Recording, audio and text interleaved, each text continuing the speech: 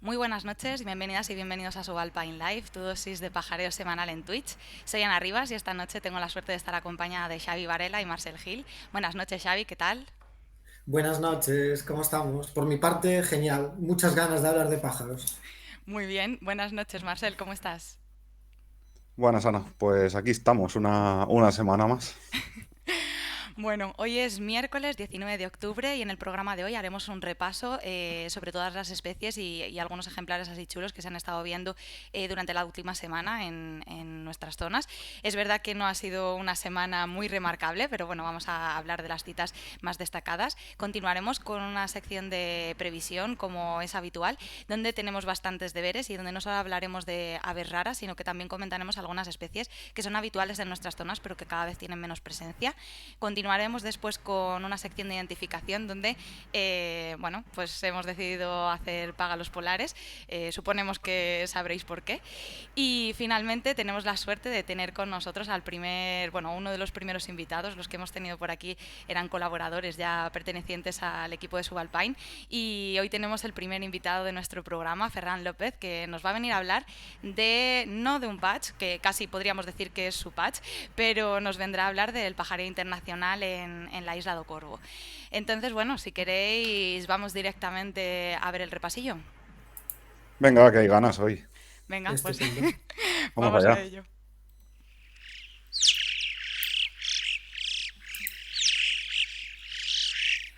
Bueno, como comentábamos, esta semana no ha habido grandes sorpresas, han llegado ejemplares esperables, pero bueno, no se han visto citones, por así decirlo.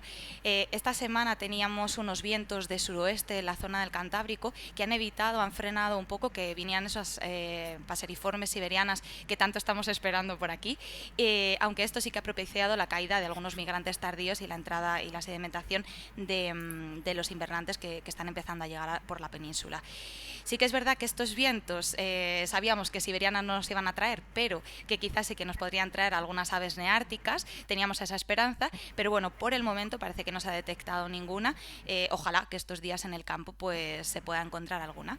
Y bueno, sin embargo, en el Mediterráneo sí que parecía que podía haber buenos vientos para la aparición de pajarillos y entre ellos siberianas, pero también, de nuevo, no ha sido así y no hemos podido disfrutar de grandes, bueno, de grandes citas. Entonces, bueno, esperemos que las semanas venideras nos deparen citones y mientras tanto, pues vamos a hablar de las citas destacables y de las alegrías que hemos tenido esta semana, que en realidad tampoco han sido tan pocas, es que estoy muy acostumbrada a llorar.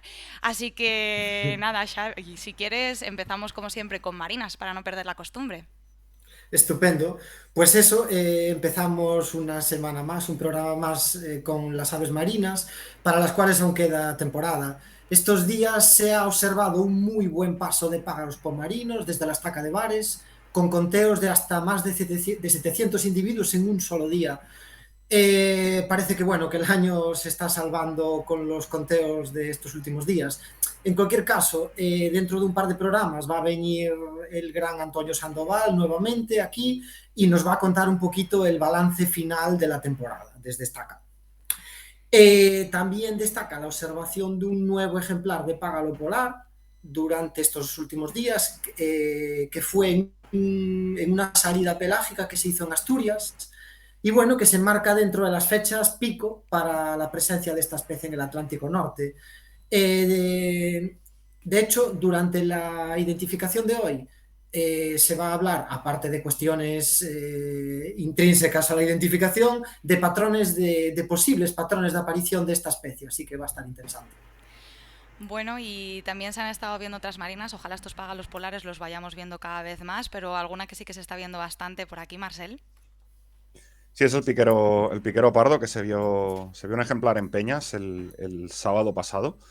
Y bueno, me comentaba Dani que este bicho es el mismo que se había visto, no sé si el día antes o 2 días antes o algo así, en Grisnez, en Francia, ¿no? Entonces, pues bueno, se ha podido traquear este bicho. El mismo día se vio un adulto desde Peniche, en Portugal, lo cual, pues bueno, al menos había dos ese día, ¿no? En el suroeste de Europa. Pero bueno, esto es un citón en realidad, igual que el págalo polar. Decías que no había habido citones esta semana, lo que pasa es que, bueno, las cosas han cambiado muy rápido y los piqueros pardos y los págalos polares ya son O del igual, montón. igual lo que pasa, sí, ya son, no, no, igual lo que pasa es que no los he visto yo y por eso digo que son del montoncillo. Si los hubiese visto, también te digo que de haber sabido que se había visto en Francia, que no me enteré, igual habría ido un poquito antes al cabo, ¿eh? Tendrías que haber llegado antes al cabo de todas formas. Desde el mismo cabo, el mismo día, se vio también una parte de la chica. Y el día anterior se había visto otra desde Estaca. Entonces, bueno, pues esto se suma a la lista de marinas sureñas que este año pues, han proliferado en el Cantábrico, ¿no? Todavía hay unas concentraciones inusuales de par de las cenicientas, un buen porcentaje de las cuales son mediterráneas. Seguro que de esto también hablamos en algún momento, porque nos encantan las pardelas. Y bueno, todavía quedan pues algunos miles, seguro, de ejemplares de par de la cenicienta en el Cantábrico, que va siendo ya un poco tardecito para ellas. Pero bueno, mientras estén aquí, pues las disfrutaremos y las estudiaremos y a ver cuántas mediterráneas salen al final. Muy bien, todavía queda mucha temporada de cabo, así que a disfrutar y a machacar, que son días muy disfrutones. Bueno, pues continuamos con Anátidas. Vamos a hablar del pato colorado. Es verdad que no es una especie que sea una rareza a nivel nacional, pero sí que se puede considerar una ave muy escasa o incluso rara en la parte norte de la península. Entonces, se ha visto una concentración muy, muy grande de al menos unos 2.000 ejemplares en el embalse de Ulibarri-Gamboa, en Euskadi. Y bueno, pues la verdad es que es una concentración que nos hace preguntarnos si puede ser debido a la sequía que llevamos viviendo durante todo el año. Es verdad que en otros años, antiguamente, se generaban concentraciones bastante grandes también de patos colorados en la zona de los embalses del Ebro, pero bueno, creo que hacía bastante tiempo que no se veía una concentración de estas características y bueno, habría que ver un poco si responden a este patrón o no, o qué puede ser. Y bueno, siguiendo con anátidas, aunque es un poco pronto para especies así un poco más rarillas y potentes, Xavi, se ha visto este bicho, ¿no?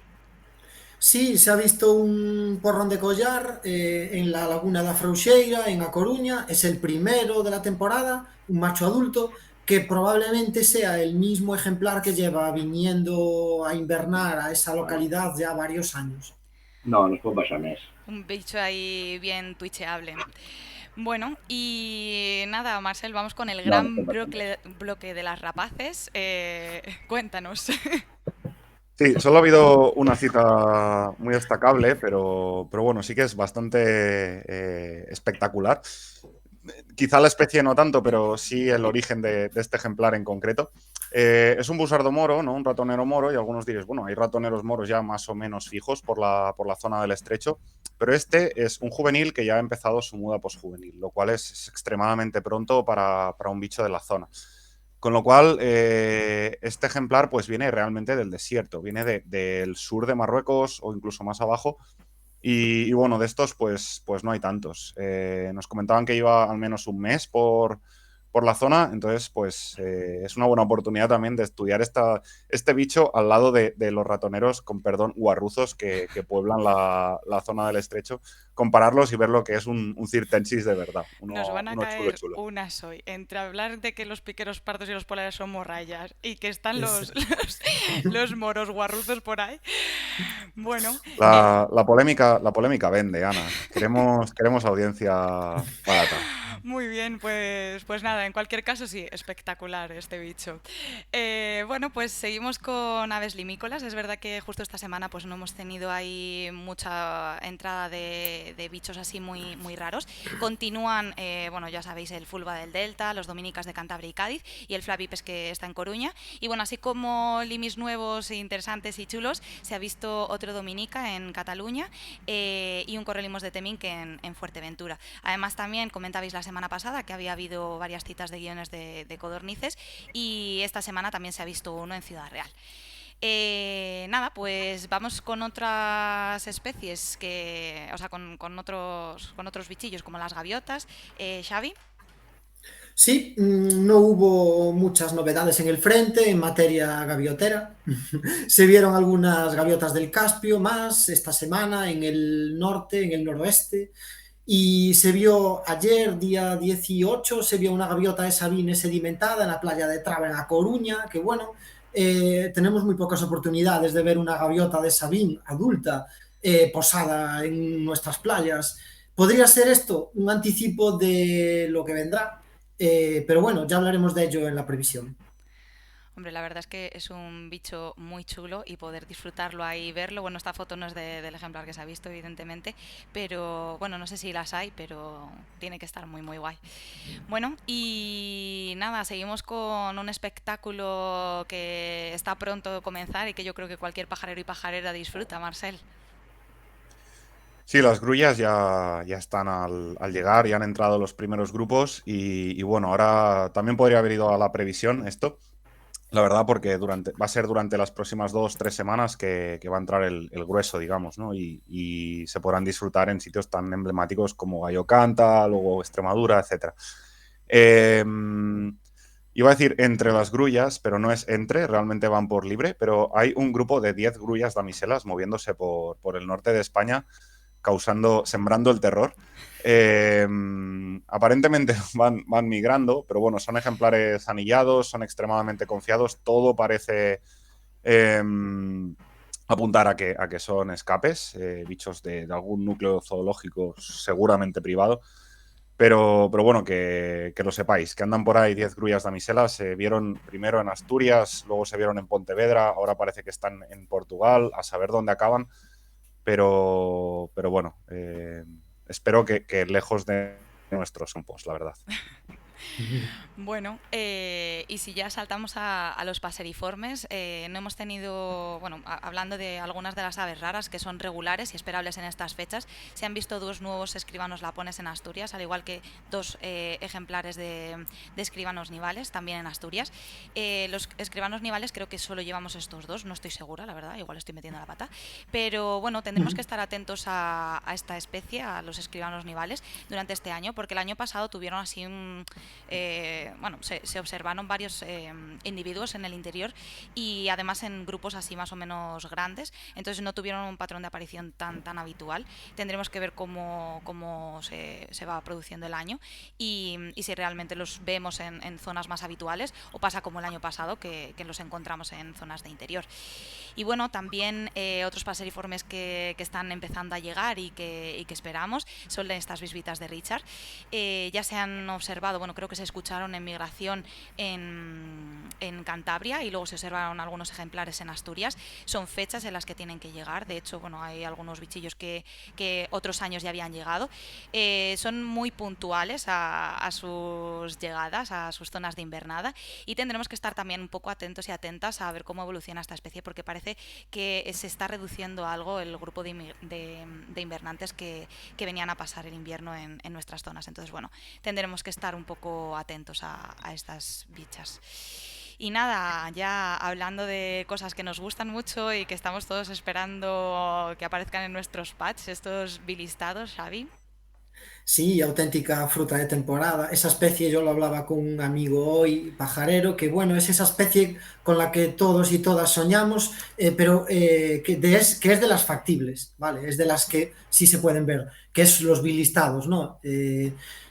Esta semana se han producido al menos 10 citas de la especie en las que domina Cataluña, con un mínimo de 8 ejemplares, aunque se dieron citas también en la Comunidad Valenciana, en Castilla y León, en Andalucía, y la primera de la temporada para Canarias. En concreto fue un ejemplar que se vio el día 15 en Fuerteventura. Y bueno, en Canarias es una especie que llega un poquito más tarde que en la península, o sea, normalmente los ejemplares empiezan a llegar allí a finales de octubre o comienzos de noviembre. Bueno, pues esta imagen tan chula que nos ha hecho Marcel muestra un poco lo que comentaba Xavi. Y bueno, esto sí que podría más o menos correlacionarse con lo que hemos contado, que ha ido apareciendo más en la zona del Mediterráneo con estos vientos, supongo que habrá sido también. Y bueno, si queréis podemos retomar una sección muy brevemente que teníamos la temporada pasada de repaso fenológico. Llegamos un poco tarde para migrantes, entonces hemos pensado que lo podemos hacer para las invernantes, las que han ido llegando y las que llegarán. Así que nada, vamos a enseñar un poco unos mapitas de Eurobeat Portal, que ya sabéis que son súper chulos y que nos encantan también. Y... ¡Ah! ¿Qué he hecho? Vale. Y... Ay, esto... Igual lo querías comentar tú, Marcel. Sí, pero bueno, podemos pasar al repaso fenológico. Vale, perdón, es que no me acordaba de esto. Vale, pues nada, si queréis comentar la entrada de los mosquiteros comunes y de los zorzales comunes, si quieres comentarlo tú, Marcel, por ejemplo, o... Vale, bueno, los mosquiteros ya hubo la gran oleada de mosquiteros comunes, al menos en la mitad norte de España, fue hace una semana aproximadamente, una semana y media. Y ahora pues hemos tenido un poco como la cola, ¿no? de esa gran ola de colibitas, que había colibitas por todas partes. El resto de bichos les ha costado bastante entrar aquí en el Cantábrico porque, bueno, hemos tenido el viento este persistente de sur-suroeste, sur-suroeste, y no ha sido hasta hace un par de días o algo así que sí que han entrado ya zorzales comunes y otros bichos así un poco en masa. En el Mediterráneo, pues tengo entendido que la situación ha sido bastante distinta. Sí que ha habido vientos bastante favorables para sedimentación, para migración y sedimentación de paseriformes. Y no tenemos el mapa porque es un mapa muy poco visible, muy poco vistoso, porque también tenemos muchas nidificantes, pero han tenido un flujo de currucas capirotadas muy bestia. Me comentaba gente de nivel locura, de muchísimas capirotadas en todas partes, miles de ellas. Bueno, una pasada al final de esas caídas tan chulas. Bueno, otra especie que queríamos comentar, la llegada de los primeros ejemplares, Xavi, de lúganos y pinzones reales. Sí, son fechas en las que se esperan pues estas tres especies, entre otras típicas que empiezan a llegar, alguna en grandes cifras ya, los estorninos pintos hace ya 2 o 3 semanas que empezaron a aparecer, ahora ya se empiezan a ver los primeros grupos mezclados con los estorninos negros locales. Luego los lúganos también, además es una especie que es bastante, los movimientos del Lugano o la llegada del Lugano es bastante detectable porque tiene un reclamo súper característico y cuando pasan, pues eso, van reclamando continuamente y son tremendamente detectables. Entonces, cuando empiezan a pasar, lo sabemos porque los oímos básicamente cuando estamos por fuera, cuando estamos en el campo, los oímos pasar encima de nuestras cabezas, literalmente. Y los pinzones reales también, parece que en el centro y en el norte de la península ya se están viendo pequeños grupos de la especie. Bueno, y otra especie de la que queríamos hablar es de las bifistas pratenses. Justo hablábamos esta semana entre nosotros y lo comentábamos con Hanna. Claro, la verdad es que está la balanza un poco desequilibrada. Somos en el equipo 4 personas viviendo en el norte y solo Hanna Sí. ahí en el Mediterráneo. Pero bueno, justo comentábamos, bueno, en los mapas, perdona, se observa en la imagen de arriba pues la última semana de septiembre, la imagen de abajo a la izquierda es la 1 de octubre y la de abajo a la derecha es la 2 de octubre. Y bueno, comentábamos que, pues eso, curiosamente nosotros ya llevábamos unas cuantas semanas con bastantes bisbitas pratenses y sin embargo allí Hanna estaba detectando, bueno, Hanna y todos los pajareros y pajareras de esas zonas estaban detectando casi las primeras. Esto no sé si queréis comentar algo acerca de ello o qué, pero bueno, son las típicas cosas que no nos damos cuenta cuando estamos tan enfrascados en nuestras zonas. Sí, hay como un mes de diferencia entre bisbitas, entre los primeros del Cantábrico y los primeros del Mediterráneo, y también entre el grueso del Cantábrico y el grueso del Mediterráneo. Y se nota un montonazo. Y luego cuando miras el mapa de Eurovir Portal, se ve como si hubiera un cisma, ¿no? en medio de los pratensis. Hay como que atraviesa Francia, digamos, ¿no? Los del oeste, que Reino Unido y Bretaña, etcétera, que quizás sean los que llegan primero al Cantábrico, en algo más parecido igual a una dispersión que a una migración, o algo entre medias, y los del Mediterráneo, que son los migrantes de larga distancia o de más larga distancia de verdad, que quizá vengan de Escandinavia, siguiendo esta ruta más oriental dentro de lo que es Francia, digamos. Es curioso de ver y es gracias a plataformas de este tipo que podemos estudiar estas cosas. Sí. Entonces, animar a la gente a que introduzca sus datos en Evirt, en Ornito, en Observation, da igual. Por supuesto. Cada uno que tenga sus preferencias, pero introducir los datos, por favor, porque esto es realmente interesante. Que no se pierdan, que luego nos aportan mucha información y eso, y podemos ver muchos cambios. Bueno, pues inauguramos esta nueva edición de Repaso Fenológico y si queréis vamos ya directamente con la previsión semanal. Vamos. Venga.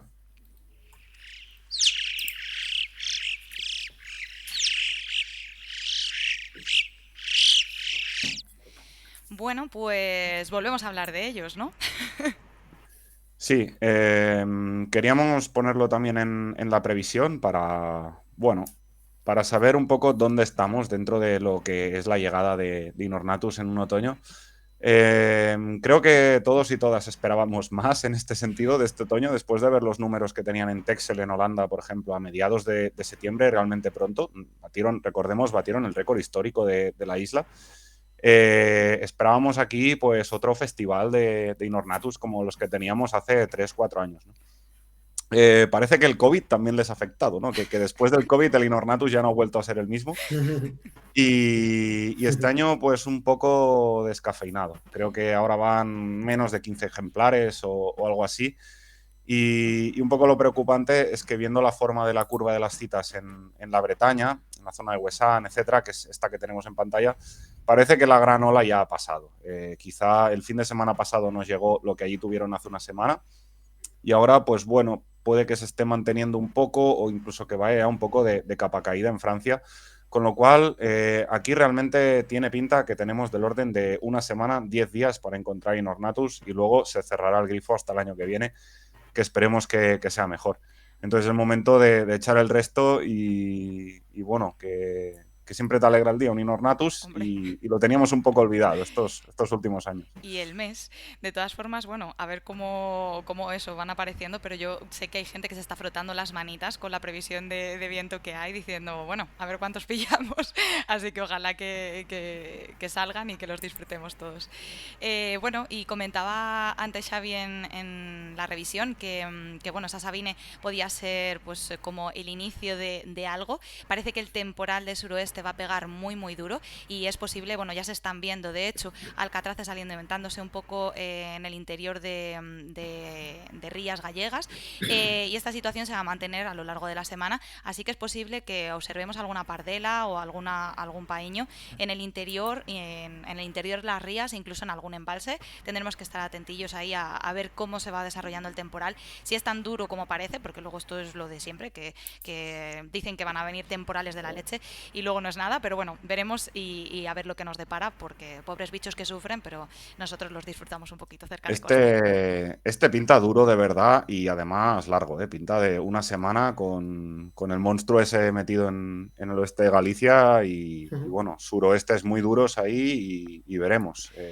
Veremos, a ver qué pasa. Ya lo Sí, comentaremos la semana que viene. Sí, Vale, eso es. y Xavi, si nos quieres hablar de los piquituertos loritos. por supuesto. Pues sí, han llegado a Bélgica, hay un pequeño influx de la especie allí. Incluso se prevé que puedan ir llegando algunos ejemplares más, pero no se prevé que vayan a bajar mucho al sur. De todos modos, debemos estar atentos y atentas porque, bueno, puede quizá salir alguno. Sabéis que esta especie se distingue del piquituerto común por temas de forma, estructura, de cuerpo, cabeza y pico, pero también por las vocalizaciones, por el reclamo. Entonces, debemos estar atentos. Siempre es interesante escuchar bien y grabar a los piquituertos, a todas las especies de piquituerto, porque con grabaciones de piquituerto de cierta calidad se puede llegar bastante lejos en tema de origen de los bichos que estamos viendo. Hay un post de un blog que es tremendamente recomendable en este sentido, que pasaremos ahora por el chat. Muy bien, y Marcel, unos mosquiteros que tenemos ganas de encontrar por aquí. Sí, dentro de las siberianas que pueden aparecer, parece que los Swarsis, el mosquitero de Swars, es de los que este año ha sido un poco más abundante en el oeste de Europa. Entonces, pues bueno, dentro de lo difícil que va a ser sacar siberianas este año en España, que no ha sido un año excepcional en Europa, ha habido buenos bichos, como siempre, pero no grandes números, pues este quizás es de lo relativamente esperable. Pero bueno, en cualquier caso es la semana clave para las siberianas. Entonces, ya sea esta o otra siberiana molona, pues esperemos que aparezca. Bueno, estamos ahí como muy de subidón y flipándonos un poco a lo mejor. Entonces, bueno, yo voy a bajar un poquito la cosa y me voy a cosas más comunes, aunque por desgracia cada vez menos habituales. Entonces, bueno, es época de entrada de bisbitas costeros. Es verdad que hay cada vez menos y bueno, por eso y tal y como ha dicho Marcel, recomendamos que por favor todas las citas que se observan de estos ejemplares, tanto anteriores como actuales, se registren en cualquier portal de observación de aves para ver si realmente esto es lo que parece y es que esta población está disminuyendo y se está yendo a pique en la invernada en nuestras zonas. Entonces, bueno, agradeceríamos todos y todas un montón esa información. Y Sí. bueno, algunas otras bichos que se están viendo por aquí son los carriceros todavía, ¿no, Xavi? Sí, se están viendo estos últimos días aún carriceros en bastante buenos números, carricero común, por supuesto, en fechas ya que son un poquito tardías, sobre todo en el norte de la península. A ver, en realidad, ver carricero común en octubre no es excepcional, pero bueno, todo carricero común que veamos en estas fechas debemos de chequearlo bien porque nos puede tocar el premio gordo, porque podría ser una especie rara, pues tipo Blythe o tipo políglota. Bueno, y vamos ahora a Canarias, que no nos olvidamos de las islas, y cuéntanos, Marcel, ¿qué se espera por allí? Pues en primer lugar también se espera que durante los próximos 10-15 días llegue alguna siberiana, que viene siendo habitual, sobre todo en Fuerteventura, en Lanzarote, algún bisbita de Hodgson, por supuesto algún bilistado, quizá algún escribano pigmeo, ya tuvieron uno bastante tempranero este año. Y aparte de esto, pues en los últimos días ha llovido bastante, entonces todo el suelo de lava es un tapiz verde y pronto también eso se convertirá en flores, ¿no? Con lo cual va a estar precioso y eso suele llevar asociado que la subara se pone a hacer cortejo. Este año han empezado bastantes semanas antes de lo más habitual, que bueno, yo lo antes que las he visto personalmente es a finales de noviembre y es más habitual finales de diciembre o incluso enero, ¿no? Este año ya las tenemos haciendo display. Entonces, pues creo que es una buena oportunidad para un viaje combinado, ¿no? De buscar rarezas siberianas o americanas incluso, que van a llegar casi con seguridad los próximos días y a la vez disfrutar de las aves locales que están ofreciendo un buen show en un paisaje que ahora mismo va a ser bastante espectacular. Bueno, pues la verdad es que hemos tenido una previsión bastante larga, más que lo habitual, así que esperamos que alguna cosa de estas se cumpla. Es como el que va a echar ahí la lotería o lo que sea y compra 16 décimos, pues nosotros llevamos ahí un buen tacote. Así que bueno, a ver si hay suerte y se ven estas cosillas. Y si queréis, vamos directamente ya con la identificación. Vamos. Venga, vamos allá. Va.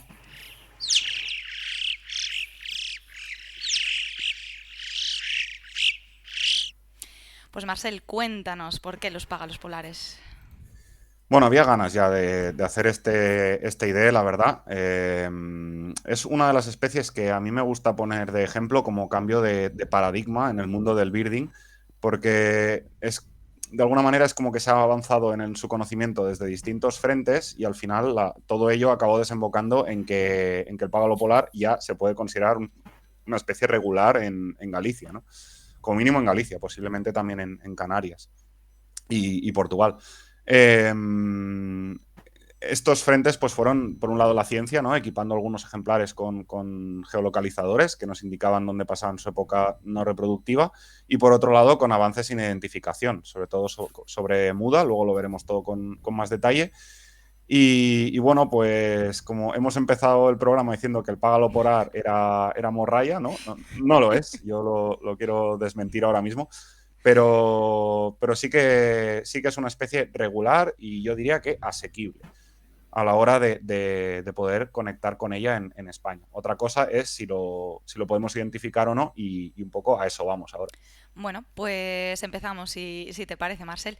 En esta diapositiva hemos querido ilustrar un poco la gran variabilidad que hay entre los plumajes de págalo polar. Es verdad que la mayor parte de los págalos tienen distintos tipos de plumaje, distintos morfos. El que en menor medida tiene, o sea, el que tiene en menor variabilidad es el págalo grande, pero el págalo polar, como podéis ver, tienen tonalidades que van desde un color crema muy muy clarito hasta ejemplares intermedios y ejemplares muy muy oscuros, algunos de ellos prácticamente casi negros. Cuando se planteó el tema de que pudiesen llegarnos págalos polares al Atlántico Este, bueno, pues se pensaba que los oscuros eran prácticamente complicadísimos e imposibles, entonces nos empezamos a fijar más en estos morfos más claritos, pero no adelantemos porque de esto nos va a hablar luego un poquito Marcel y nos va a poner en contexto. Entonces, bueno, comentar un poco la distribución que tienen estos ejemplares. Son los págalos polares, son una especie que crían en el hemisferio sur durante nuestro invierno, entre diciembre y febrero, en toda la zona de la Antártida, y luego cuando acaban la reproducción se dirigen en migraciones transecuatoriales a las zonas del hemisferio norte para realizar su invernada, que coincide durante nuestro verano. Entonces se trasladan a la zona norte de los océanos Pacífico, Atlántico e Índico. Ahora se sabe que los morfos claros son los que se quedan en las zonas del Océano Pacífico y del Océano Índico, y que son los morfos más oscuros o quizá los morfos intermedios los que vienen al Atlántico Norte a pasar el invierno, bueno, a pasar su invierno. Entonces, bueno, ¿en qué nos tenemos que fijar para identificar un págalo polar? Es decir, ¿cómo es un págalo polar? Bueno, pues como siempre es una suma de cosas, hay que mirar unas cuantas cosillas. La primera de ellas, como siempre, es la estructura, la forma que tiene el bicho. La segunda de ellas sería el plumaje, la coloración del plumaje y el diseño que tiene. Después, esto es lo que vamos a comentar en esta diapositiva, y después nos comentará Marcelo otras dos cosas súper importantes, que es el datado del ejemplar que estamos observando y el momento de muda en el que se encuentra. Entonces, como veis aquí a la izquierda tenemos un págalo polar adulto, un McCormick adulto, y a la derecha tenemos un Skua adulto. También aquí se pueden ver perfectamente los cambios que tenemos en cuanto a estructura. Vemos que el McCormick es una especie más compacta, con las alas un poquito más cortas con respecto a su cuerpo, que le dan un aspecto de más aliancho, y mientras el págalo grande presenta unas alas un pelín más largas. En cuanto a la cabeza y el pico, en esta foto se ve genial cómo el McCormick tiene una cabeza más chiquitita y un pico mucho más ligero que el págalo polar, que eso presenta una cabeza más grande y un pico más potente.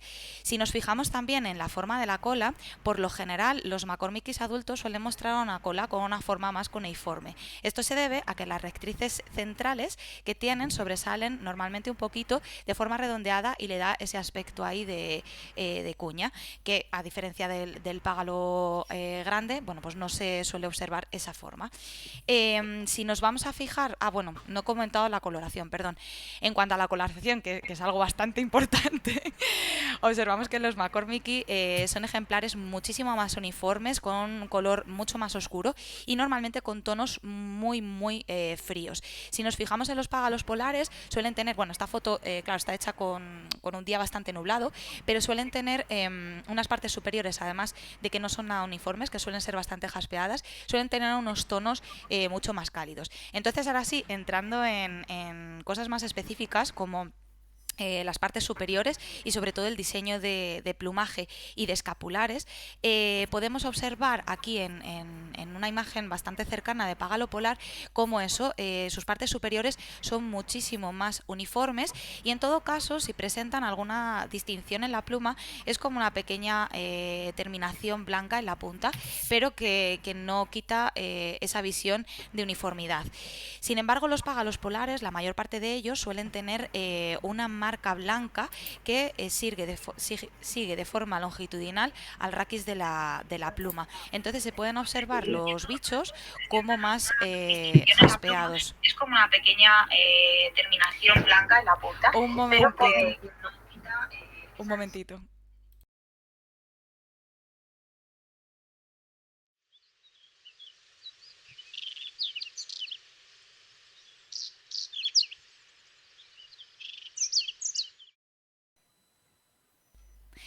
Bueno, pues eso, como comentábamos, tenemos eso, unas partes superiores en págalo polar, o sea, en págalo polar, unas partes superiores mucho más uniformes, que en algunos ejemplares se puede ver alguna marquita blanca, pero que está muy muy restringida a la punta de la pluma y no quita esa uniformidad. Y luego los págalos grandes, pues eso, unas líneas blancas que siguen el raquis de la pluma y que si no se presenta así en todas las partes superiores, siempre las escapulares sí que va a estar presente. Y bueno, luego fijándonos en el pico más detenidamente, vemos que el McCormicky de aquí arriba, bueno, tiene un pico más pequeño que los págalos grandes, y bueno, algunos McCormicky suelen tener el pico más fino, algunos más corto, pero bueno, por lo general tiene una forma más achatada. El otro día justo hablando con Marcel me hizo mucha gracia, bueno, una expresión que utilizó, que es como si a los págalos polares les hubieran dado un sartenazo en la cara y entonces le hubieran achatado ahí un poquito el pico. Y bueno, pues vamos con otra de las características importantes, que es el datado de estos ejemplares, Marcel.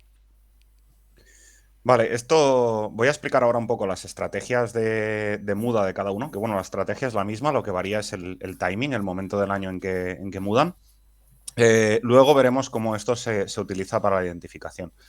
De momento, pues es una descripción así un poco superficial, digamos, de cómo va el tema. Lo primero que hay que tener en cuenta es que tienen fenologías inversas, o sea, opuestas, vamos.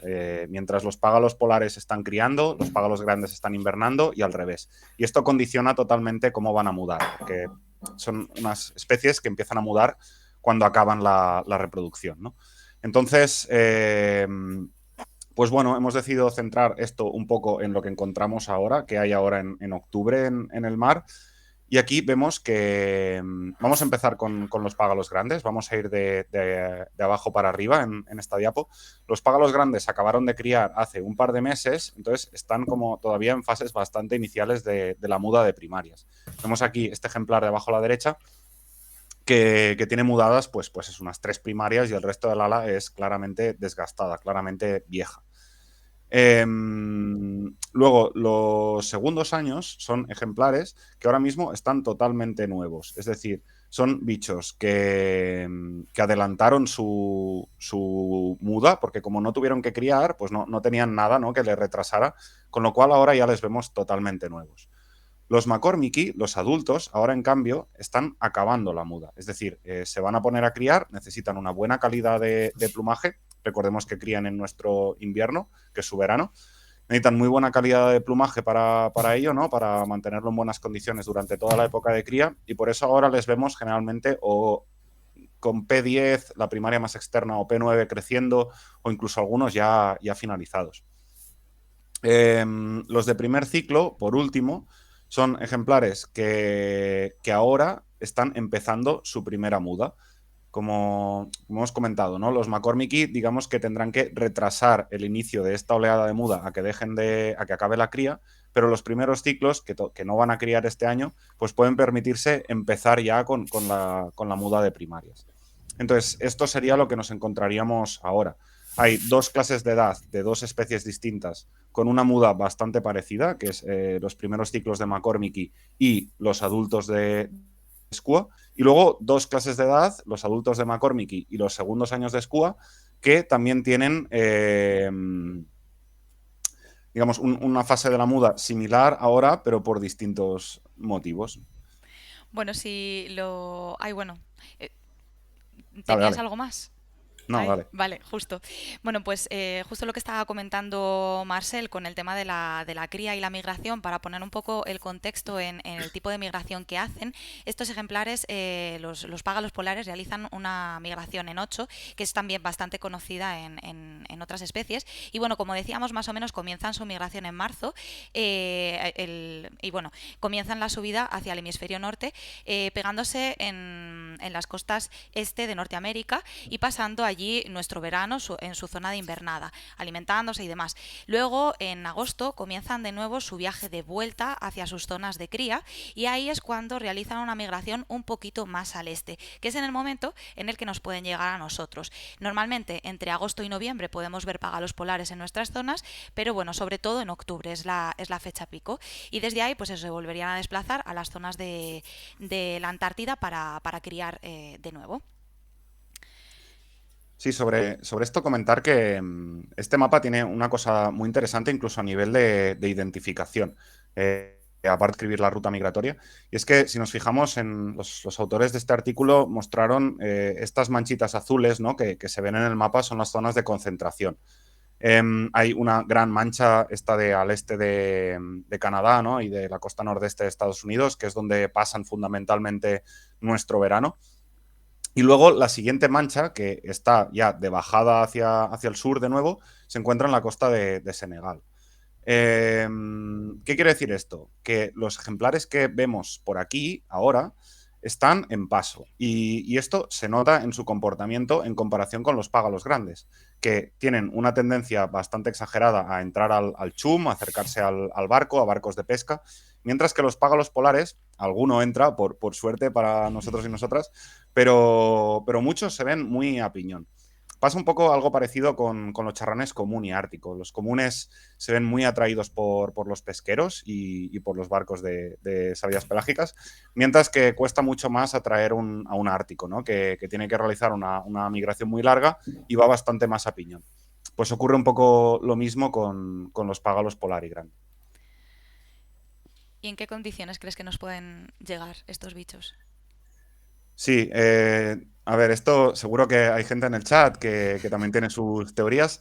Yo creo que cualquier viento de componente oeste va a poder producir polares, pero en mi experiencia, la verdad es que los días que más polares he visto en Galicia han sido con vientos suroeste o precedidos de días de viento suroeste.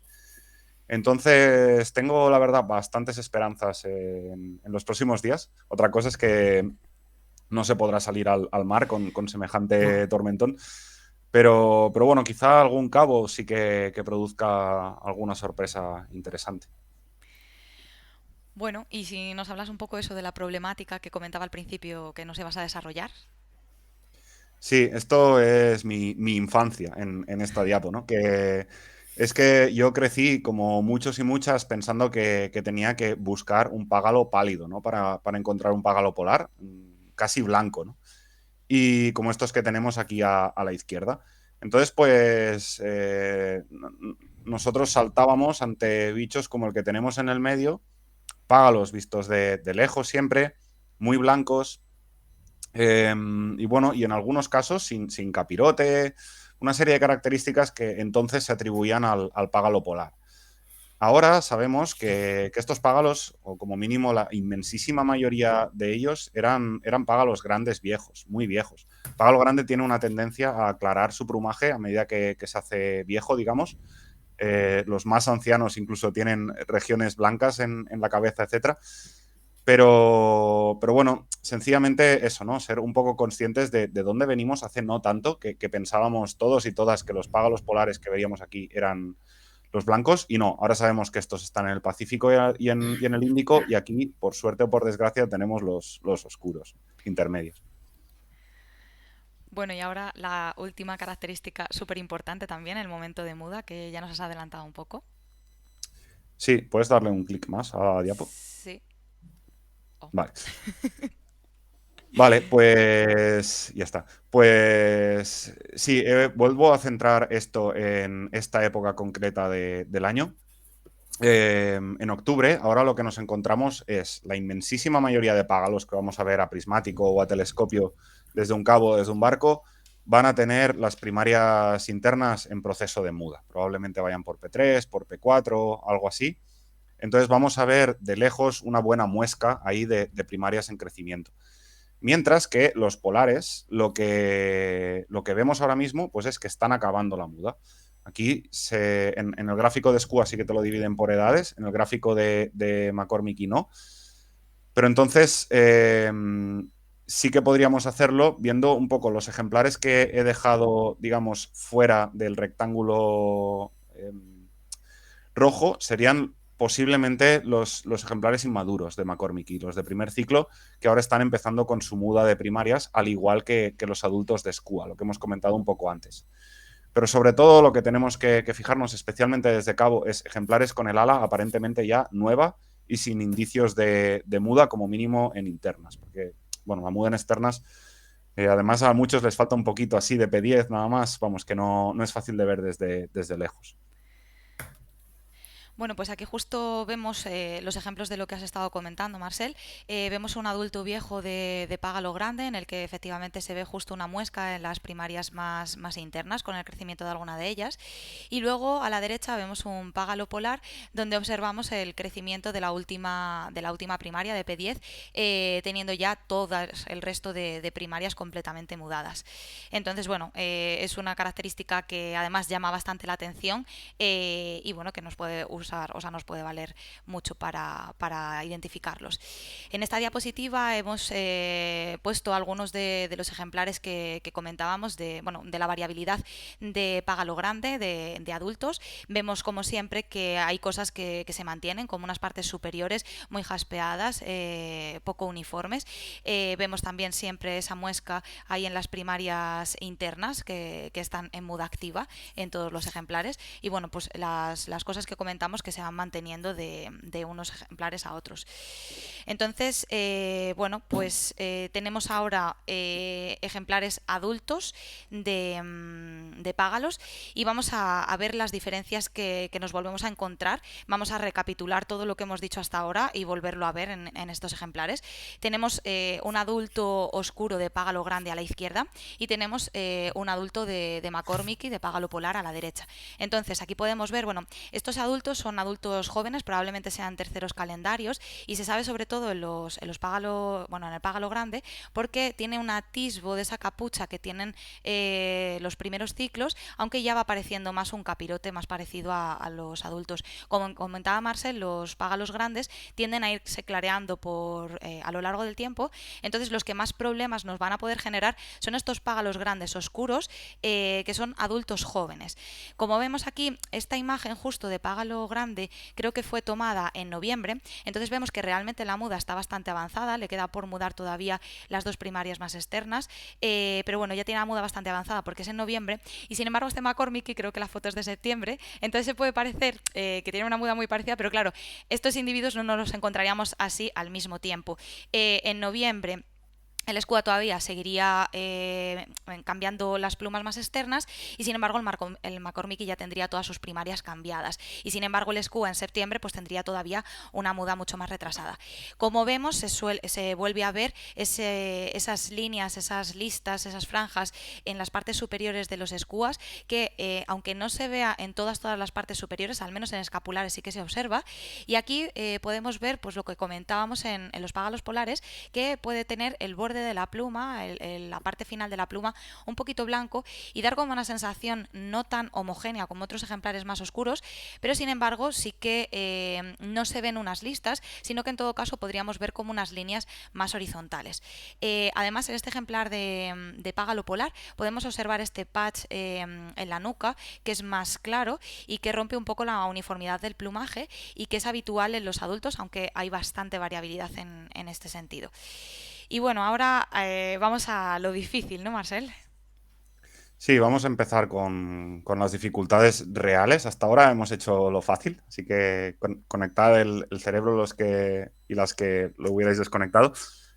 Vamos a tratar la identificación de juveniles oscuros de SCUA y de segundos años de SCUA, que también son dentro del lado oscuro, ¿no?, de la fuerza. Estas son las dificultades principales en cuanto a la identificación de págalo polar y lo que evita que no identifiquemos muchos más págalos polares desde costa, desde cabo. Y es exclusivamente, no es a que haya ejemplares pálidos, etcétera, que puedan confundirse con escuas viejos, como hemos visto, sino que son estos bichos realmente oscuros y uniformes los que nos generan problemas. Entonces, pues bueno, vamos a ver un poco la variación dentro de cada clase de edad y luego unas comparativas side by side con polares para ir viendo las diferencias clave. Si pasamos a la siguiente. Sí, esta la he añadido última hora solo como un recordatorio, que lo que nos puede generar problemas si comparamos las mudas son los primeros ciclos con los adultos de SCUA, que son los que tendrían las mudas parecidas ahora, empezando con 3 primarias, algo así. Estos, recordad simplemente que un bicho mudando primarias totalmente uniforme, como este que intuimos que tenemos a la izquierda, es un polar. mientras que un bicho jaspeado pues siempre es un escudo. Y entonces pues nos quedamos con los bichos con la muda acabada o casi a punto de acabar, o con el plumaje, o todavía no empezada, pero con el plumaje totalmente nuevo, digamos, que sería pues lo que comentábamos, ¿no? Los adultos de McCormick y los segundos años y los juveniles de Skua. Esto es a lo que vamos a dedicar más tiempo, porque aquí está la chicha realmente de la dificultad. Bueno, en esta diapositiva, tal y como decía Marcel, pues eso, comentar un poco la variabilidad que puede haber en los juveniles de págalos grandes y nada, pues ver estos ahí más claritos y más facilones, entre comillas, de los págalos grandes. Y luego tenemos este ejemplar de la izquierda que verdaderamente nos puede meter ahí en un aprieto. Entonces, bueno, vamos a lo que comenta, vamos a ir hablando poco a poco de las diferencias que podemos encontrar. Hemos escogido dos juveniles, tanto de págalo polar como de págalo grande. El de la No, izquierda, o sea, perdona, perdón, el McCormick es un adulto. eso es, perdona. Ya empiezo a liarme, Es gracias, es Marcel. que si no tengo que volver 3 diapos atrás al datado y no me apetece nada. No, vale, perdona. Pues eso, hemos cogido un juvenil oscuro que es el que nos puede generar problemas en comparación con un polar adulto. Y bueno, entonces tenemos este ejemplar oscuro de págalo grande que tenemos a la izquierda, en el que podemos ver que tiene un plumaje súper fresco. Está casi recién salido del horno. Vemos la forma que tienen en las plumas de vuelo, que son así un poco más puntiagudas, que están impolutas, están intactas. Bueno, pues es un plumaje completamente intacto, y sin embargo en un McCormick adulto, que es con lo que lo podemos confundir, observamos que el plumaje ya está bastante más tocado, está más desgastado. Bueno, tiene pues eso, las primarias están completamente mudadas, pero si vemos todavía tiene alguna secundaria ahí mudándose. Vemos que tiene algunas partes blancas que son falta de plumas. Pues bueno, se ve que no es un ejemplar tan recién salido del horno, y se puede ver que tiene esas diferencias que nos pueden llamar la atención. Entonces ya te dejo a ti los complicados y, y ya me callo un poco. Vale, vamos con los segundos años de Skua. Como veis, también hay variabilidad entre bichos más canela, más pardos, y bichos muy oscuros. Los canela y los pardos generalmente tienen este capuchón, ¿no? Que no es solo el capirote, sino que es toda la capucha, digamos, ¿no? Incluyendo también la garganta, etcétera, que contrasta mucho con el resto del cuerpo. Esto es un carácter, diría casi al 99,9% diagnóstico de un págalo grande inmaduro y fácil de detectar. En cambio, los de la derecha, por tener la totalidad del plumaje más oscuro, es como que el capuchón, a pesar de que sigue ahí presente, es menos visible. Y no solo eso, sino que además el hecho de que tenga esa zona más oscura también genera como un contraste con la zona de la nuca, que generalmente es estriada y que de lejos puede transmitir la sensación del patch de la nuca tan clásico de McCormick. Entonces, para estos bichos, pasamos a la siguiente. Es un poco sota, caballo y rey. Para estos bichos, yo diría que es prácticamente obligatorio tener una foto. Muchas veces en el campo esas estrías que ahora aquí parecen bastante evidentes, ¿no? de escapulares, las que están señaladas con la flecha, no son muy visibles en las condiciones de mar, etcétera, y tenemos la sensación bastante de bicho uniforme. Sin embargo, cuando tenemos una foto donde podemos verlo, a veces en las fotos se puede ver bastante de lejos, sí que vemos estas motitas que, como comentaba Ana, son como verticales, ¿no? Resiguen a favor de cuerpo, digamos, porque resiguen el raquis. Mientras que en el págalo polar toda esa zona tiene que ser uniforme, o como mucho con los bordes de la pluma claritos que comentaba Ana, que como mucho le podrían dar un aspecto escamado, ¿no? Más que estriado. Y bueno, luego fijarnos pues en la capucha, porque si nos fijamos bien, ahí sigue, ¿no? la capucha un poco camuflada en medio de un plumaje más oscuro, pero aún está. Mientras que en el polar, como mucho, podríamos tener una zona de la cabeza un pelín más oscura alrededor, en la parte superior y posterior del ojo, pero el resto de la cabeza tiene que ser uniformemente marrón y extendida un poco hacia partes, sobre todo inferiores, ¿no? Del pecho, etcétera, sin contraste ahí, todo muy, muy difuminado. Vale, y acabamos ya con... Le doy, ¿no, Ana? A ideas de tierra. ¿Tenemos tiempo? Sí. Vale. Pues acabamos con la identificación desde tierra. Esto es un poco para motivaros a todos y todas durante los próximos días, porque es verdad que no se van a dar las condiciones para salir al mar, especialmente en la fachada atlántica. Igual en el Cantábrico sí que se puede. Pues para manteneros motivados y motivadas, es un poco, ¿no?, un de esto de optimista de si se pueden identificar desde tierra o con fotos muy malas o lejanas. Siempre y cuando pues, se vea lo que se tiene que ver. En este caso, son algunos de los págalos polares que se han homologado en España desde tierra, excepto el de abajo en el centro, que es desde barco, pero muy lejos. Y bueno, pues lo que vemos casi siempre, o en algunos casos, como el de abajo a la izquierda, es un patch blanco o sea, pálido, bien visible detrás de la cabeza, en la nuca. El de arriba de este es un ejemplar mucho más intermedio, de los que hemos visto intermedio, muy uniforme en todo el plumaje, no vemos ninguna estría en ningún sitio, no tiene indicios de capirote, mientras que mantiene las alas muy oscuras. Es una combinación de caracteres que no puede darse en un págalo grande, es decir, un págalo grande tan clarito de cuerpo, inevitablemente tendría las alas igual de claritas. Y en este caso, pues vemos un contraste ahí muy fuerte que debería ser diagnóstico de polar.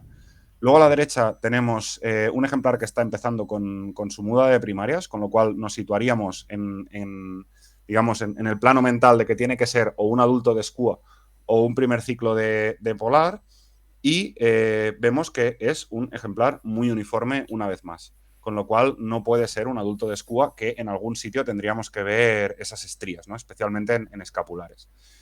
Y luego la de abajo a la derecha y la de arriba a la derecha, que es de unos compañeros que tuvieron la suerte inmensa que en la punta de la vaca aquí les pasó un polar muy cerquita, a la altura de sus ojos, y pudieron hacer fotos que son más que record shots. Quizás ahí se ven bastante pequeñas, pero bueno, podéis buscarlas en Evirt, están ahí. Y aquí se ve pues todo lo que se puede ver. Un cuerpo totalmente uniforme, nada de capirote, nada de capucha, partes superiores también muy uniformes y un timing de muda que encaja a la perfección con un polar de la edad prevista. Bueno, pues teníamos jueguecito, como ya es cosa, pero lo que vamos a hacer es, vamos a hacer como en la tele. Vamos a dar paso a Ferran, que nos hable de lo suyo, que se extienda lo que necesite, y luego ya si nos queda tiempo y si a la gente en el chat le apetece, hacemos el jueguito. ¿Os parece? Estupendo. Venga, pues vamos a eso. Dejamos ahí, después de todo lo que nos tiene que contar Ferran, volvemos con los págalos polares. Vamos a ello. Vamos allá.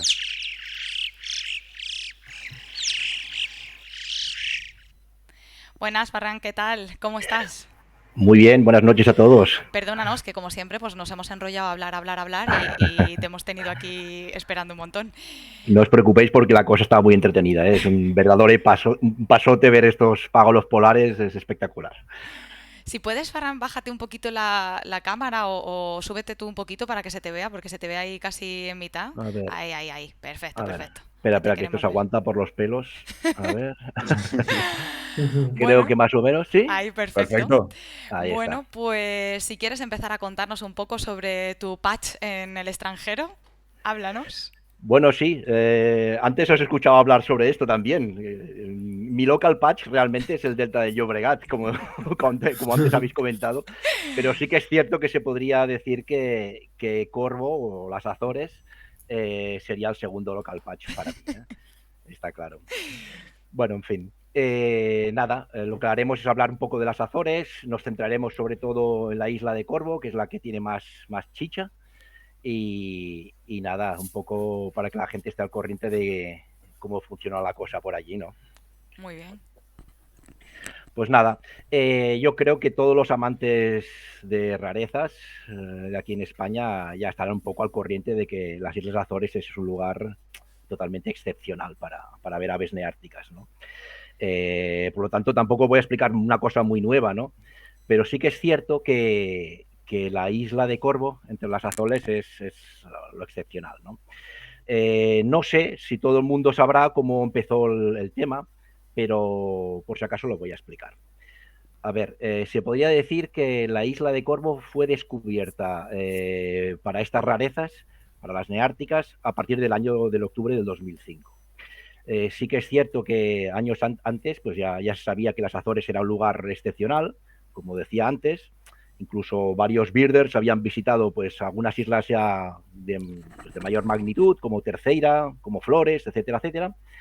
Pero no fue hasta el año 2005 que el birder londinense Peter Alfrey se decidió ir solo a la isla de Corvo a buscar ahí la locura, ¿no?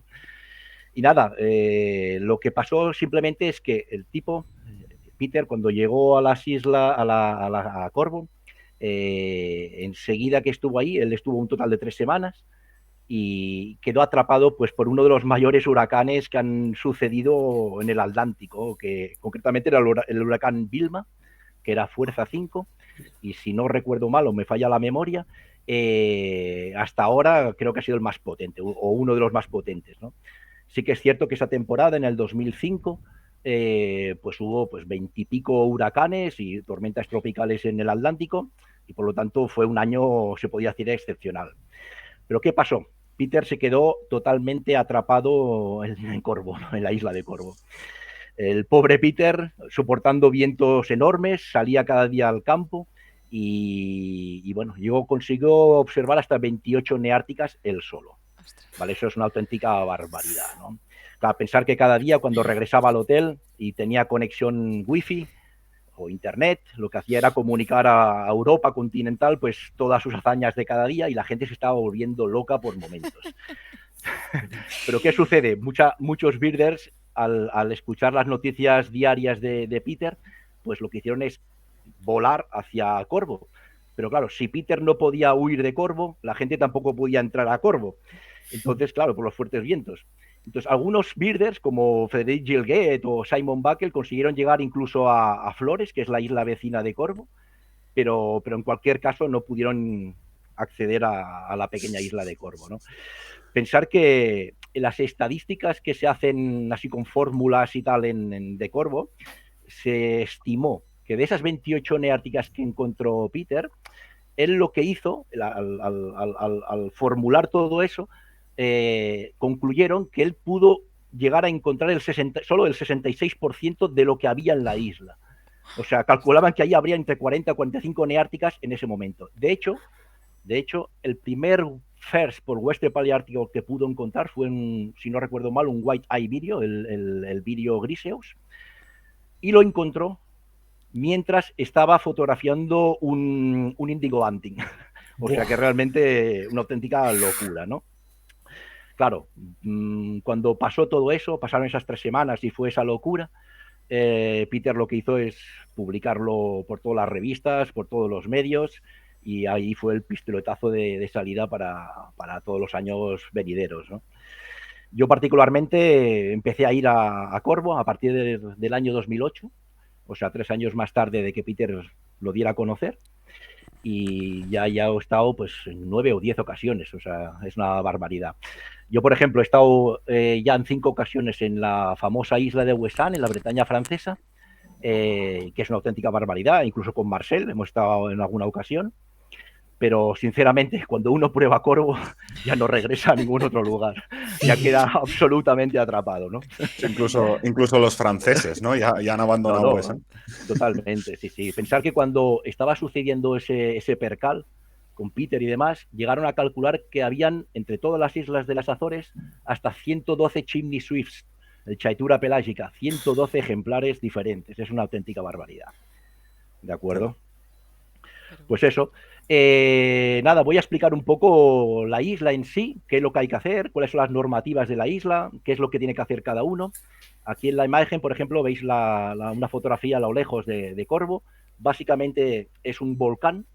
Como podéis ver, se podría decir que es una isla ovalada en forma de lágrima, y la parte más alargada haría como 6,5 kilómetros y por ancho haría como unos 3-4 kilómetros, ¿vale? Pero claro, como podéis ver en la imagen, es todo subida, te pegas unos pateones increíbles, ¿eh? Hay que patear muchísimo para prospectar lo máximo posible cada día. Pasar la diapositiva, por favor. Esto es una imagen desde Corvo, una imagen de la isla de Flores hecha desde Corvo, para que veáis un poco la proximidad. Ya sabéis que las 2 islas, Corvo y Flores, son las 2 islas que están más hacia el oeste, ¿no? Las que tocan más hacia América, y que son las que, pues por tanto, tienen la mayor probabilidad de que lleguen neárticas en en estos dos lugares, ¿no? Por tamaño, por supuesto, Corvo pues lleva la palma, porque es muy pequeña, entonces es más fácil de encontrar pájaros, pero Flores es como 5 veces más grande que Corvo y claro, es realmente complicado. Pasar la imagen. Bueno, hay que decir que Corvo es para valientes, y sobre todo porque hay que tener en cuenta el aeropuerto que tiene. Si uno se fija detrás de mi gorra, de la cabeza, ese es el pequeño aeropuerto que tiene Vila do Corvo, y la pista nace concretamente donde empiezan las rocas de una playa y muere en las otras rocas de la playa, y cuando uno aterriza con estas avionetas de hélice, que caben 20 o 25 personas, os puedo asegurar que se te ponen aquí arriba. ¿De acuerdo? Por lo tanto, hay que ser un poco valiente porque hostia, no las tienes todas. Si aún con estas has repetido 10 veces, hay que ir, o sea, está clarísimo. No, por supuesto. Tomarse un vinito en el avión y luego ya afrontar el aterrizaje como se pueda. Sí, realmente es un poco así, ¿no? Por los pelos. Pasar la diapositiva. Bueno, esta imagen que veis no es un mapa oficial, es un mapa creado por los birders de allí, concretamente por Vincent Legrand, que es un birder belga, que quizá es de las personas que más veces ha ido a Corvo, y lo ha creado un poco para que todos nos podamos comunicar y entendernos una vez estamos en la isla. Pensar que no en toda la isla hay señal de telefonía y tampoco internet, y por eso te obliga a llevar walkie-talkies en toda la mitad norte de lo que es el volcán, ¿no? En la parte más baja, donde está el pueblo, que es la parte del cono hacia abajo, ahí exactamente lo que está señalando, esa es la parte más plana, la parte pues, que no implica ninguna subida, donde tiene señal de internet, y ahí es como más sencillito todo, ¿no? Y ahora lo que vamos a hacer es explicar parte por parte de la isla qué pájaros se pueden ver o se suelen ver, y para que veáis un poco el recorrido de cómo es en la totalidad pues la isla en sí, ¿no? Pasamos la página. Bueno, esta es la parte baja, la que veíamos al principio. Esta es la parte final del aeropuerto que veíamos antes, y esta parte más plana, que ya empieza a haber un poco de subida, son campos con tamariscos, extensiones grandes de tamariscos, y bueno, implica pues una prospección para las rarezas pues por esta zona, ¿no? Aquí concretamente, estos tipos que hay por aquí, que si no recuerdo mal yo estaba por ahí en medio, estamos buscando un Yellow Warbler que corría por los tamariscos de allí. Pasamos la fotografía. Bueno, cerca de esta zona también hay una zona de reproducción de hasta 3 tipos de pardelas. Aquí cría la Puffinus puffinus, la Similis y la Calonectris. Y bueno, ya sabéis que Corvo tiene un centro de recuperación pequeñito y se encarga de estas tareas, ¿no? De vigilar que críen bien y que no haya ningún problema. A finales de octubre, primeros de noviembre, pues todas las cenicientas están sobrevolando pues el pueblo de Vila do Corvo, y ahí es tradición que los niños del pueblo por la noche pues vayan a recoger los jóvenes desorientados que están por las calles y los lleven con cajitas al centro de recuperación para que al día siguiente los expertos pues la suelten en la playa.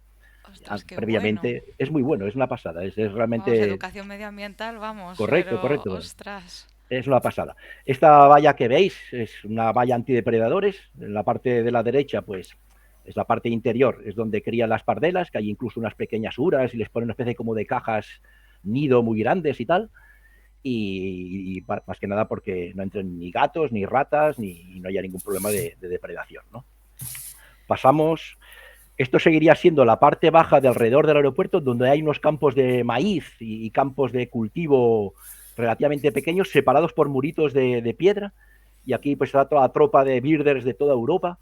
Pues concretamente no recuerdo exactamente esta foto que estábamos viendo, pero algo raro seguro, ¿no? A saber. A saber tú, ¿no? El qué. No sé si lo has dicho. ¿Sabes cuántos habitantes viven allí en Corvo? O... Sí, entre 400 y 500 habitantes. Bueno. Lo que pasa, piensa que Corvo, claro, prácticamente vive del turismo y de la pesca. Ajá. Y el turismo obviamente se hace patente en verano, ¿no? Ahí se pueden ver ballenas, se hacen salidas pelágicas y realmente es una pasada, ¿no? Y aparte la isla en sí es preciosa, es una pasada, sobre todo la parte de la caldeira, del volcán. Pero cuando llega octubre, el tiempo cambia totalmente, los vientos soplan y ahí se va todo el mundo. Solo quedan los pocos habitantes, es una pasada. Pensar que Peter Alfrey, que esto me he olvidado de decirlo antes, gracias a este descubrimiento, claro, toda la isla de Corvo tienen turismo durante todo octubre y parte de noviembre. Entonces, en agradecimiento a esto, Peter tiene una habitación pues gratuita en el único hotel grande de por vida. Es una pasada. Hombre, y tiene ahí es un que privilegio. no es para menos. Es que Más te que, pregunto. Perdona. más que amortizada está, vamos. Es una pasada. Te preguntaba justo por la cantidad de habitantes, porque, joder, antes vacilaba con ellos que, bueno, digo, será como Cordido, más o menos, bueno, la aldea en la que vivo. Y decía, no, hombre, no creo, pero ostras, 400 habitantes no es nada. Y claro, yo me imagino a toda esa gente ahí alrededor, con esas cámaras y esos prismáticos que fliparían al principio. Luego, claro, ya se habrán acostumbrado y lo disfrutarán igual. Sí, piensa que el récord de birders ahí, creo que han sido 80 o 90 birders, que eso es una pasada. Madre mía. Recuerdo incluso un año que, claro, 80 personas allí cada día pues pajareando, pues por la noche, por supuesto, se van a cenar todos juntos y tal, pero claro, no hay ningún restaurante, bueno, hay 2 o 3, pero no hay ningún restaurante en sí tan grande que pueda acoger tantas personas, ¿no? Claro. Y hay que hacer turnos, hay que coordinarse muy bien. Recuerdo un año que el alcalde de Corvo lo que hizo es habilitar una especie de hangar al lado de un polideportivo que hay muy pequeñito para hacer la cocina allí, y unos cocineros nos hacían la cena cada noche para podernos sentar allí. O sea que realmente la gente Buenísimo.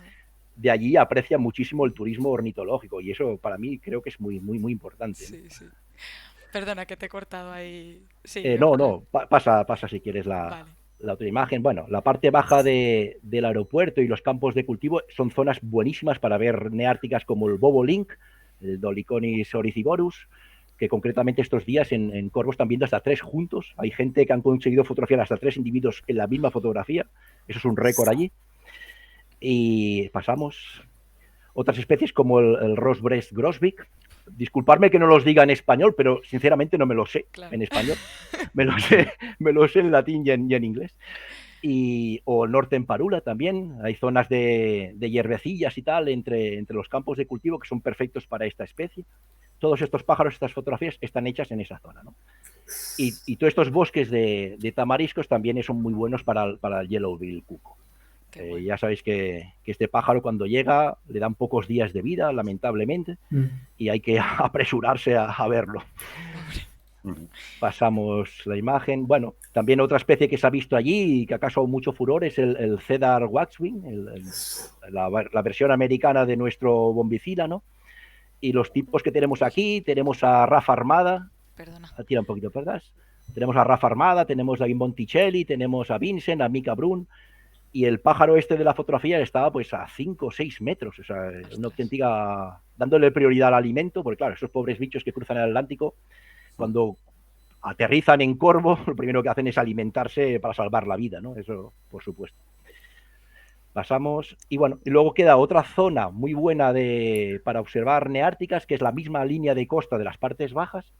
Hay un caminito que bordea el aeropuerto y que va pasando por toda la zona de playas. Y claro, especies como el Double Crest Cormorant, la Tricila, la Ardea herodias, la subespecie nominal americana de la garceta grande, o incluso Chaladius vocíferus. Esta fotografía la hizo Mireia, mi pareja, del año pasado. De hecho, lo encontró ella, y lo encontró al margen del mismo aeropuerto. Mientras yo veía un partido del fútbol del Barça en el bar del aeropuerto, wow. No se ha dicho. ella lo encontró y me sorprendió con esta fotografía y fue una pasada. Pensar que no hubo ningún vocífero en toda la temporada y fue el único que se encontró. O sea, que bueno también, ¿eh? Pasamos ya a otra parte, para explicar otra parte de la isla, y que es la parte de todos los campos de las zonas medias y altas. Pasamos la imagen. Esto es a lo que me refiero. Esto ya sería la parte subiendo hacia las laderas del volcán. Son todo campos de pasto donde hay vacas y hay muchos muritos de piedra. Es importante respetar mucho las normativas de Corvo que han establecido los birders durante años, y es que cuando uno va saltando muros tras muros, porque esto lo haces, parece el salto de vallas diario, hay que vigilar no tirar las piedras al suelo, porque si no los payeses iban a molestar, y con razón, ¿no? Y hay que vigilarlo. Pues nada, aunque parezca que en estas zonas peladas de pastos no se pueden ver pájaros, pues eso es mentira, hay muchos pájaros. Aquí concretamente esta línea de birders, están viendo en este murito que está señalado por esta flecha de color rojo, justo encima de ese murito, un Chordales minor, el Common Nighthawk, y estaba ahí posado durante todo el día, tranquilo y durmiendo, ¿no? Es una pasada. Dios mío. Ese es un flipe. Pasamos, este pájaro en concreto es un Dixisel, el Spiza americana, fue encontrado por nosotros, con José Portillo y compañía, y también son líneas de árboles que separan estos campos colindantes de pastos, y por lo tanto merece la pena chequearlos constantemente. Anthus rubescens, por ejemplo, en cualquier charquito, en cualquier camino, hay que vigilar porque pueden salirte. Pensar que en la isla pajarear pájaros que no sean neárticos es un poco aburrido porque hay 5, 6, 7 especies que se van repitiendo constantemente. Estas son canarios, estas son pinzones comunes de la subespecie ahí, tienes estorninos, tienes mirlos, curruca capirotada y para de contar, poca cosa más. Por lo tanto, esto facilita también un poco cuando llega un pájaro nuevo, pues a la hora de encontrarlo, ¿no? Claro. Bueno, entonces, otra parte importantísima, si más no quizá la más importante de todas, es toda la ladera del volcán que muere hacia la parte oeste, que es la visitable, la parte este, la parte oeste, que es la parte marrón del otro lado, es todo un acantilado increíble y por lo tanto no se puede patear por allí, es un suicidio. Pero la parte este se forman hasta 9 ribeiras o valles de laurisilva, que claro, ahí es donde está toda la humedad, donde se concentran muchos insectos y es donde muchos de los paseriformes, warblers y compañía se van a concentrar, ¿no? Esta fotografía es una de las ribeiras, que es Fojo, es quizá la más grande, junto con Cancela, si no me falla la memoria. Y esto es la parte de dentro. La laurisilva de allí acoge una humedad increíble y lo que se explicaba, ¿no? Los insectos, está lleno de mosquitas pequeñas que son vitales para estos pajarillos, estos warblers. Pasamos fotografía. Y esto es duro, ¿no, Farran? O sea, porque es muy duro. Te escucho hablar y parece que llegas ahí y... Que ya me coge plato, ¿no? Cuando lo comento, ¿no? Sí, no, sí, pero hasta ahora ha sido todo como lo fácil, ¿no? De ambientes abiertos, y esto de la laurisilva sí que hay que trabajarlo duramente.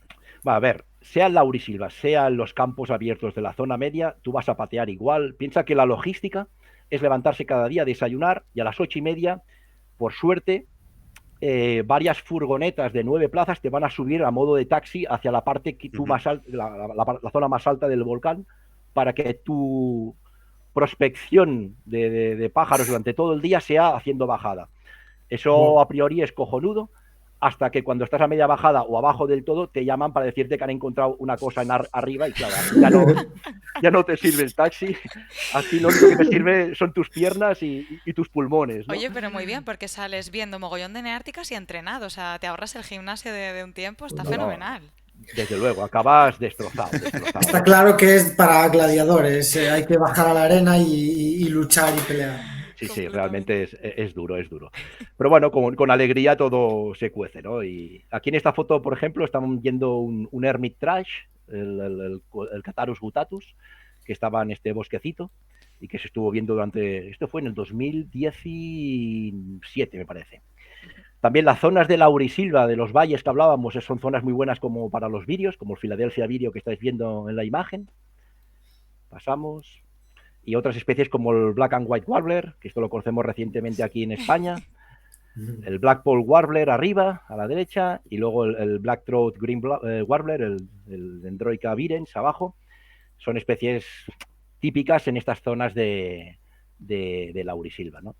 Esta foto a mí especialmente me gusta mucho, es lo que señala la flechita roja, como siempre, es un Blackburnian Warbler, el Dendroica fusca, y el tipo que tenéis con los prismáticos con el jersey azul es José Portillo, que lo está viendo a lo lejos y flipando pepinillos. Porti no se pierde una, Porti. No, ahí estaba con el Blackburnian. Sí. Este nos costó, Este pájaro lo encontró Mika Brun, el finlandés Mika Brun, es uno de los responsables de la página web de Tarsiger, y lo encontró él, nadie más lo pudo ver y estuvo como 2 horas desaparecido, hasta que lo relocalizamos nosotros en esta zona de colindante del Tennessee Valley. Tennessee Valley recibe este nombre porque es donde se encontró, por supuesto, un Tennessee Warbler, y ha quedado para siempre este nombre del valle. Y nada, y pasamos la imagen. Y nada, y por último, la parte quizá más también costosa, por supuesto, pero ya menos espectacular. Ferran, Le hemos perdido. le hemos perdido un momentito. A ver.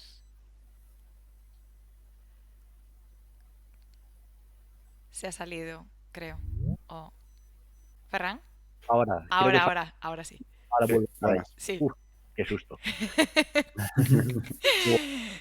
Estaba yendo todo muy bien. Madre mía. Sí.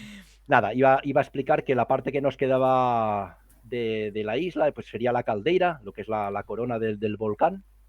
Y aquí veis es espectacular, realmente Qué bonito. es una pasada. Aquí quizá la perspectiva de la fotografía no se ve muy bien, pero la bajada es considerable hasta las lagunillas que hay al fondo.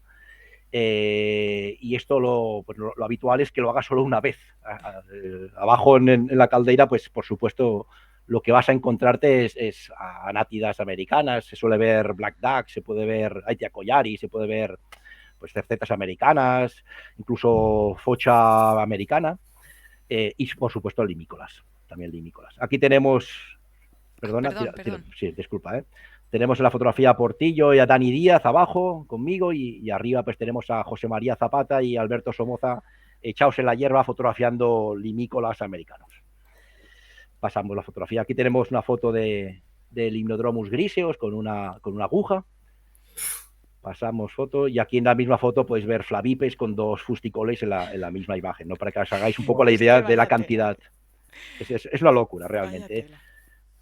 Creerme cuando os digo que la gente a Corvo, los limícolas, no los va a buscar, te los vas encontrando y entonces los ves, pero nadie va expresamente a ver un fusticolis y es como queda un poco menospreciado, lamentablemente. Sí, pajarillos. Sí, realmente es así.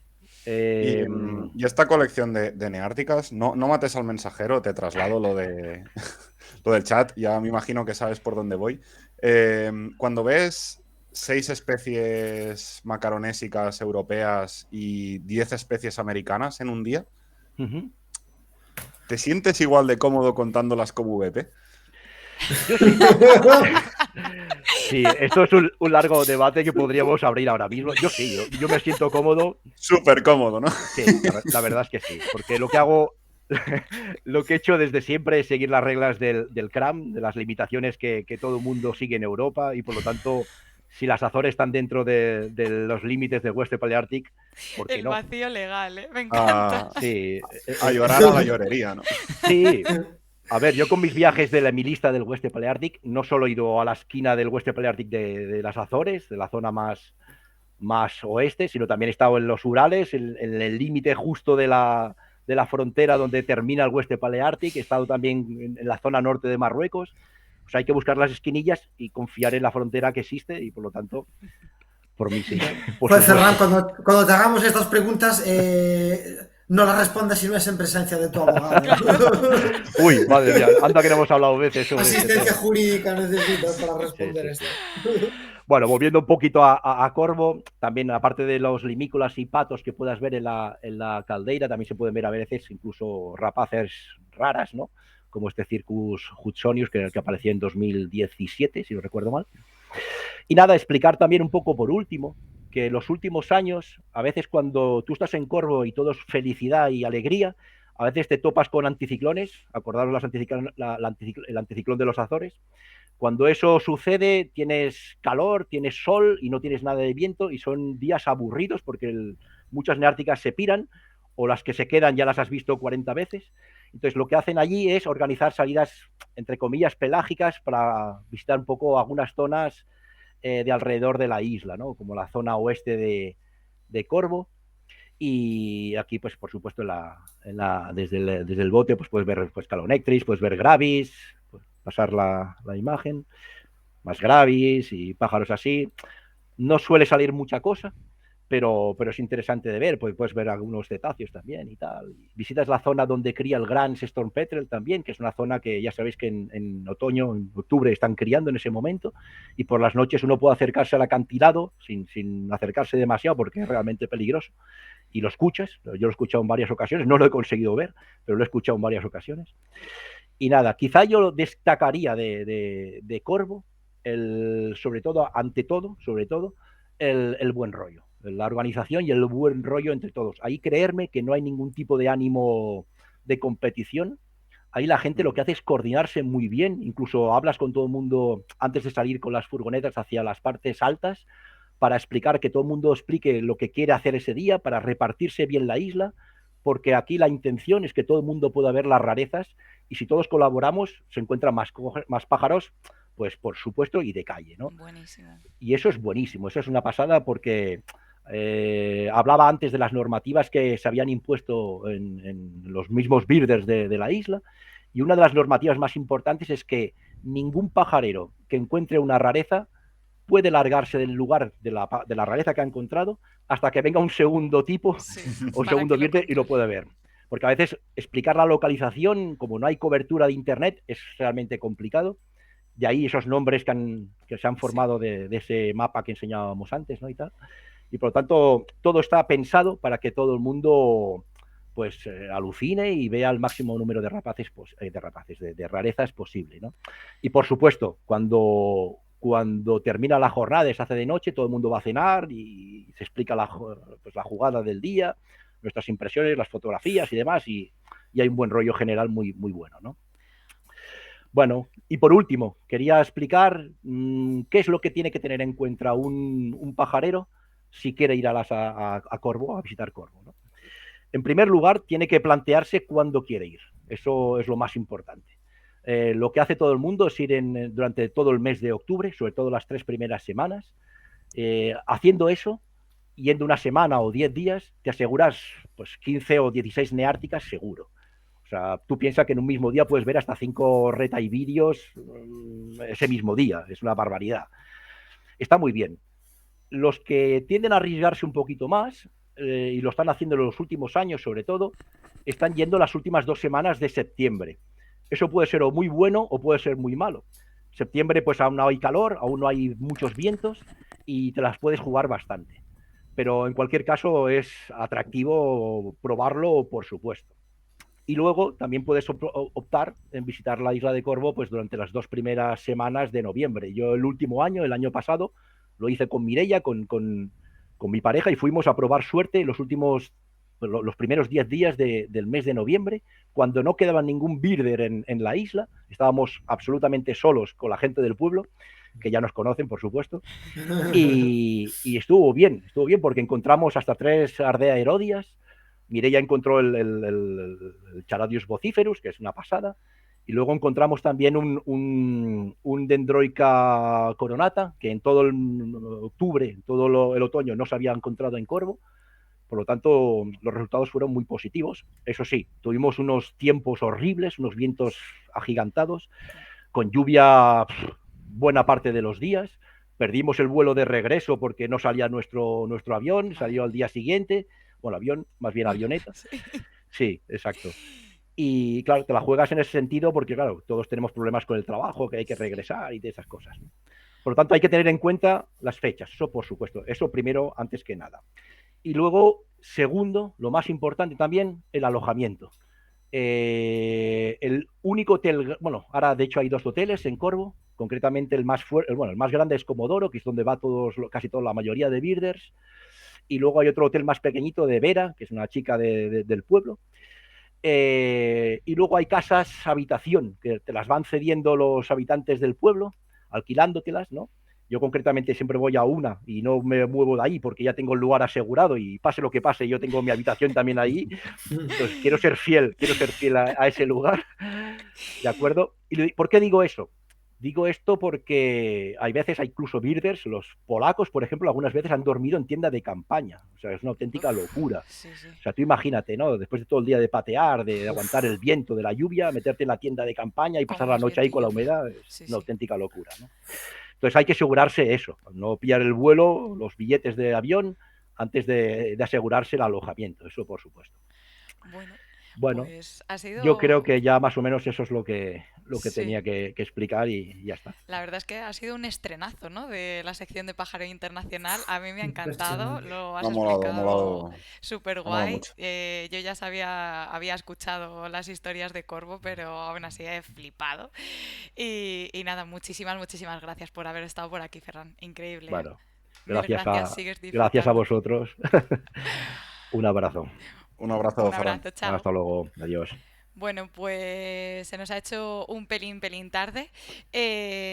Nada, si queréis lo dejamos aquí o no sé cómo lo veis, pero son y media ya. Yo creo que la gente igual se ha ido hasta a dormir. Eh, Pero bueno, no se han ido muchos. si no lo podemos hacer el próximo día o lo podemos subir a Facebook y damos la respuesta el próximo día, por ejemplo. Ajá. Sí, podemos pasar las fotos rápido. Ah, lo pongo entonces. Sí, pon las fotos. Vamos a pasarlas y si alguien se anima a responder súper rápido, A ver, se está pues viendo, ahí ¿no? va. Sí, vamos a dejar como 20 segundos por foto. ¿Queréis que comentemos O algunas de menos. las características o así? No. No. No decimos nada. ¿Y los que escuchan podcast qué? Tendrán que vernos.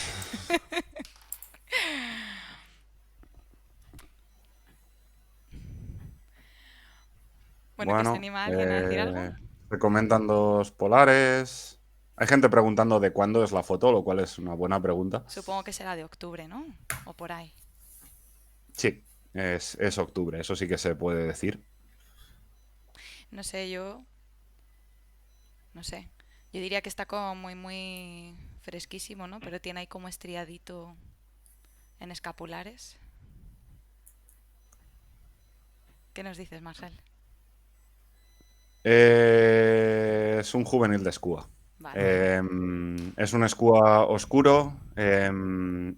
Entonces no tiene. O sea, es un juvenil. No tiene las estrías de los adultos. Pero sí que le vemos el plumaje como súper impoluto. Las primarias puntiagudas, que son típico de plumas juveniles.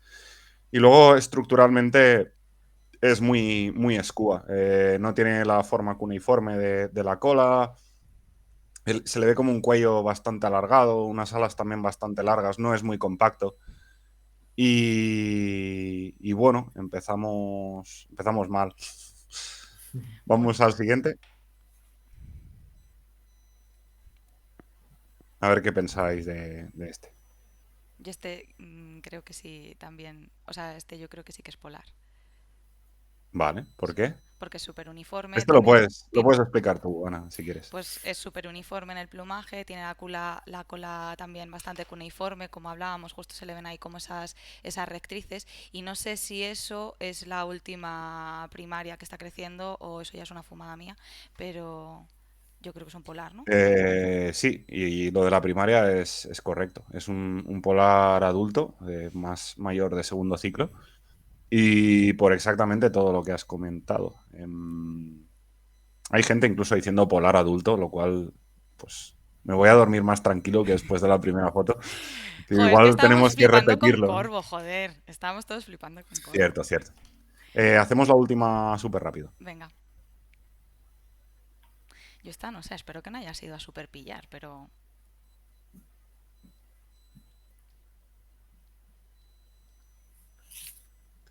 Vamos allá. Nadie se pronuncia. Vamos a darle 10 segundos, se han ido a no dormir a por lo meter mejor. prisa, sino por irse a dormir. Exacto.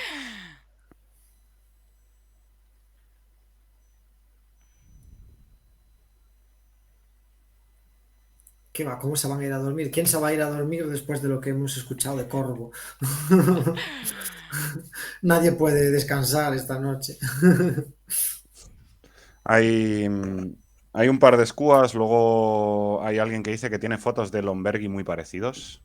Lomberghi es cataracta antártica, Ujú. no Cuéntanos tú, debería ser una Marcel. opción. Es un escúa, es el juvenil Pero es más muy jodido, difícil. ¿no? Sí, Es que no, o sea, el tema de la estructura justo que comentabas antes sí que parecía también el tema de la cola, pero es que no tiene ni una puñetera estría. Y lo que se le ve es sí, eso, no que tiene tiene las nada. primarias sin mudar. Sí, está totalmente nuevo. Tiene las primarias súper puntiagudas, lo cual Sí. indica que son plumas jóvenes. Y no tienen nada, ni una mota, ni una estría, Tremendo. es totalmente negro. Solo tiene esta zona beige por el pecho que le contrasta un poco, o sea, por el vientre que le contrasta un poco con el pecho, pero es todo de colores muy fríos. Y bueno, este es un pájaro Jodido, jodido, jodido. realmente difícil, sí. Oye, Pero bueno. decíamos que había marcas blancas siempre en las escapulares. ¿Qué ha pasado aquí? Bueno, en los Bueno, en jóvenes los no, claro. jóvenes no, Claro. pero bueno, aún así sí que deberíamos verle alguna motita, ¿no? Siempre los jóvenes tienen como todo el cuerpo cubierto de pequeñas motitas, que en este caso ni eso. Bueno, Y pues nada, ahora sí, hasta aquí el programa. Muchas gracias, Marcel. Muchas gracias a todos los que habéis estado y a todas las que habéis estado hasta el final. Sentimos habernos extendido mucho, pero la pasión es lo que tiene. Y nada, nos veremos la semana que viene. Que descanséis y que disfrutéis del pajareo. Buena semana. Chao. un abrazo. Buenas Chao. noches, un abrazo.